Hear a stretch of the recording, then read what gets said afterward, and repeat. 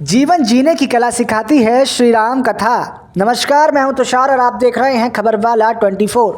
दिव्यधाम श्री बालाजी मंदिर प्रांगण में चल रही भव्य श्री राम कथा के दूसरे दिन बागेश्वर धाम से पधारे कथाव्यास आचार्य रोहित रिचार्य ने बताया कि रामचरित्र जीवन जीने की कला सिखाता है। भाई के प्रति क्या मर्यादा हो, माता पिता के प्रति क्या मर्यादा हो, गुरुजनों के प्रति क्या व्यवहार हो, यह सब राम जी के चरित्र से सीखने को मिलता है। इसलिए रामचरित्र जीवन जीने की कला सिखाता है। उन्होंने कहा कि गोस्वामी तुलसीदास महाराज द्वारा लिखित रामचरितमानस में प्रत्येक समस्या का समाधान है। अगर सही से कोई मानस का आश्रय ले ले तो जीवन की दैनिक व भौतिक समस्याओं का समाधान श्री रामचरित्र में है। बने हुए हैं, उसको लेकर अभी विरोध भी हुआ था, उसको किस तरह देखते हैं? निश्चित ही हम तो प्रार्थना करते ही हैं कि हिंदुओं को जागृति की बहुत आवश्यकता है। आज बांग्लादेश में जो स्थिति है, अगर इसी प्रकार हम सब चुप रहे और शांत रहे तो निश्चित ही भारत में भी यही स्थिति प्रकट होने वाली है। इसलिए सभी हिंदुओं को जागृत होने की आवश्यकता है। और अभी आपने देखा होगा हमारे पूज्य बागेश्वर महाराज जी ने हिंदुओं को जागृति के लिए एक सनातन यात्रा पद यात्रा की, उससे बहुत बड़ी जागृति आई है। हिंदू संगठित हो रहा है, एक हो रहा है। कल संबल में एक 40 साल से बंद मंदिर मिला है, उसमें हनुमान जी की मूर्ति है। निश्चित ही अगर खोज की जाए तो संबलपुर में ही नहीं, हापुड़ में भी कई ऐसे प्राचीन स्थल हैं जिन पर विधर्मियों ने अपना कब्जा किया है और शासन प्रशासन को जांच करनी चाहिए।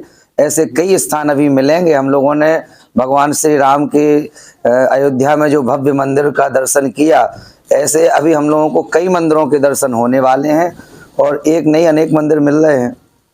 महाराज जी, वीरेंद्र शास्त्री पंडित जी हिंदू एकता यात्रा निकाल रहे हैं, ऐसी क्या जरूरत पड़ रही है कि हिंदू यात्रा निकाली जा रही है? उसकी मूल में एक ही भावना है कि देखिए, पहले भी जातियां थी पर जातिवाद नहीं था।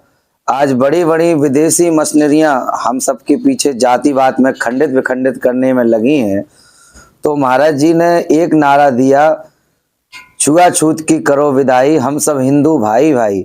जो हमारे चतुर्थ वर्ण के लोग हैं ये आज कटते जा रहे हैं, दूसरे धर्म में जा रहे हैं, तो उन सबको एक करने की भावना से ये पद यात्रा की और इसका बहुत बड़ा संदेश विश्व स्तर पर गया। बताया जा रहा है एक और पद यात्रा होगी, कहां से कहां होगी? जरूर, बहुत जल्दी अगले ही साल श्री धाम वृंदावन से दिल्ली तक पद यात्रा की जाएगी और इसकी बड़ी व्यापक तैयारियां हो रही हैं। हापुड़ वासियों के लिए क्या संदेश है?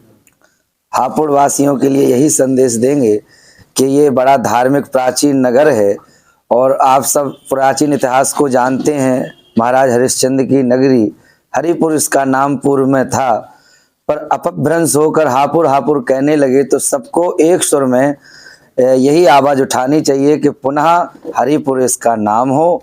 और निश्चित ये तो धार्मिक नगरी है ही।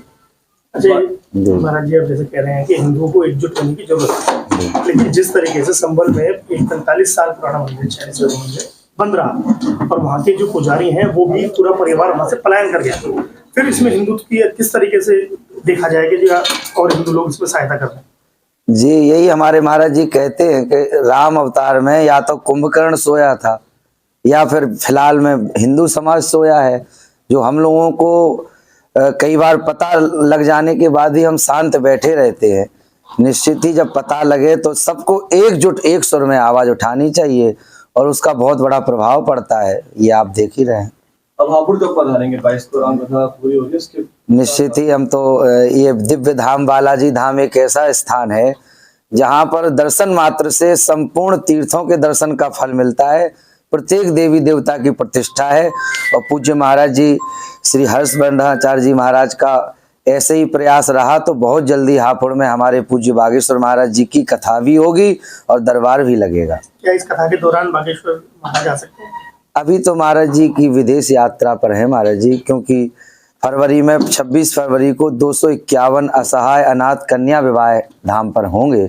उसकी व्यापक तैयारी के लिए महाराज जी विदेश यात्रा पर गए हैं, तो अभी नहीं, आगामी कभी